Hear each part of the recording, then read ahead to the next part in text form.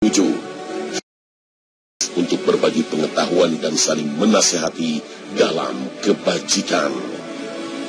Pemirsa khazanah, Al-Quranul Karim yang diturunkan pada Muhammad SAW lebih dari 14 abad silam telah mengungkap fakta-fakta ilmiah yang belakangan ditemukan para ilmuwan. Fakta-fakta yang sangat mencengangkan para ilmuwan modern.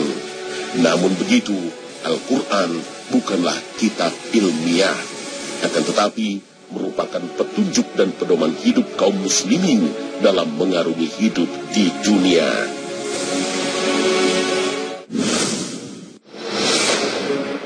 Allah berfirman, "Ketahuilah, sungguh jika dia tidak berhenti berbuat demikian, niscaya kami tarik ubun-ubunnya, yaitu ubun-ubun orang yang berdusta lagi durhaka." Al-Quran Surah Al-Alaq ayat 15 hingga 16. Al-Quran menyifati kata nasiyah yang artinya ubun-ubun dengan kata kazibah khati'ah, artinya berdusta lagi durhaka.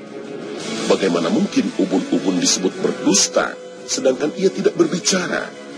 Dan bagaimana mungkin ia disebut durhaka sedangkan ia tidak berbuat salah? Ilmuwan Profesor Muhammad Yusuf Sakr memaparkan bahwa tugas bagian otak yang ada di ubun-ubun manusia adalah mengarahkan perilaku seseorang. Kalau orang mau berbohong, maka keputusan diambil di ubun-ubunnya. Begitu juga kalau ia mau berbuat salah, maka keputusan juga terjadi di ubun-ubun. Itu sebabnya seorang ahli, Profesor Keith Elmore, menegaskan bahwa ubun-ubun merupakan penanggung jawab atas pertimbangan tertinggi dan pengarah perilaku manusia. Sementara organ tubuh hanyalah prajurit yang melaksanakan keputusan-keputusan yang diambil di ubun-ubun. Karena itu, undang-undang di sebagian negara bagian Amerika Serikat menetapkan sanksi bagi gembong penjahat yang merepotkan kepolisian dengan menganggap dan instruksi agar penjahat menjadi seperti anak kecil, penurut yang menerima perintah dari siapa saja. Sebuah penelitian ilmiah mengungkapkan penelitian komparatif terhadap anatomi manusia dan hewan menunjukkan kesamaan fungsi ubun-ubun. Ternyata, ubun-ubun merupakan pusat kontrol dan pengarah pada manusia, sekaligus pada hewan yang memiliki otak. Allah berfirman, "Tiada ada suatu binatang melata pun melainkan dialah yang memegang ubun-ubunnya. Sesungguhnya Tuhanku di atas jalan yang lurus." Al-Quran Surah Hud ayat 56. Keterangan Allah Subhanahu wa Ta'ala dalam Al-Quran senada dengan yang disampaikan Rasul Sallallahu Alaihi Wasallam dalam sejumlah hadis. Misalnya dalam salah satu doa Nabi Sallallahu Alaihi Wasallam, "Ya Allah, sesungguhnya aku adalah hambamu, anak hamba laki-lakimu dan anak hamba perempuanmu. Ubun-ubunku ada di tanganmu." Dalam kesempatan lain Rasul Muhammad SAW berdoa, "Aku berlindung kepadamu dari kejahatan setiap sesuatu yang engkau pegang ubun-ubunnya." Juga seperti sabda Nabi SAW, "Kuda itu diikatkan kebaikan pada ubun-ubunnya hingga hari kiamat." Apabila kita menyandingkan makna nas ini, maka kita menyimpulkan bahwa ubun-ubun merupakan pusat kontrol dan pengendali perilaku manusia dan juga perilaku hewan.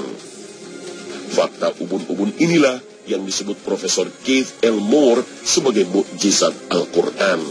Karena informasi-informasi yang kita ketahui tentang fungsi otak itu belum pernah disebutkan sepanjang sejarah, dan kita tidak menemukannya sama sekali dalam buku-buku kedokteran. Seandainya kita mengumpulkan semua buku pengobatan di masa Nabi SAW dan beberapa abad sesudahnya, maka kita tidak menemukan keterangan apapun tentang fungsi ubun-ubun.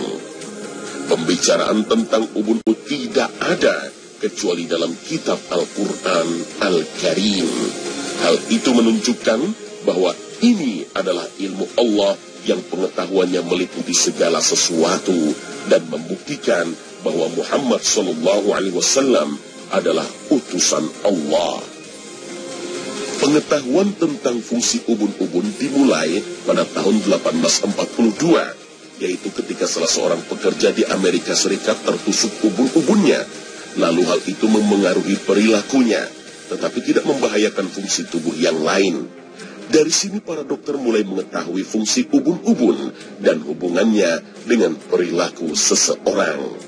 Para dokter sebelum itu meyakini bahwa bagian dari otak manusia ini adalah area bisu yang tidak memiliki fungsi.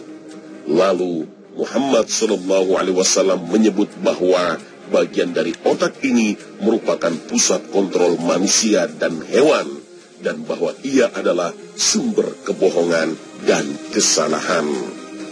Para mufasir besar dulu belum mampu menangkap pesan ini karena mereka belum memahami rahasianya dengan tujuan untuk melihat zaman yang lalu.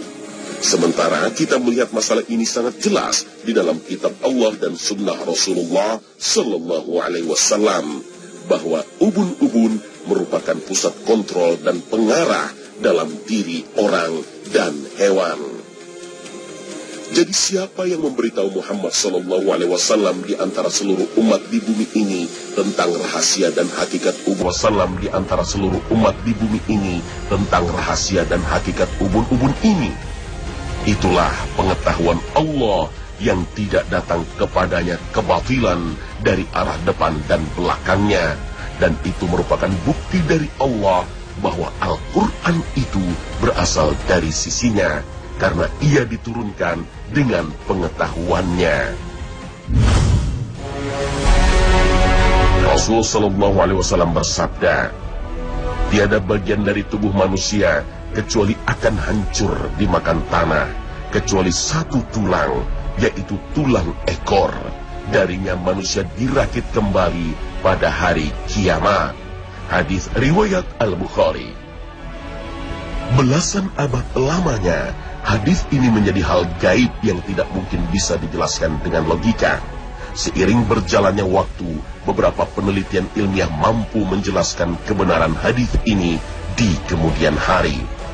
Allah Subhanahu wa Ta'ala berfirman, dan dia membuat perumpamaan bagi kami, dan dia lupa kepada kejadiannya. Ia berkata, siapakah yang dapat menghidupkan tulang belulang yang telah hancur luluh?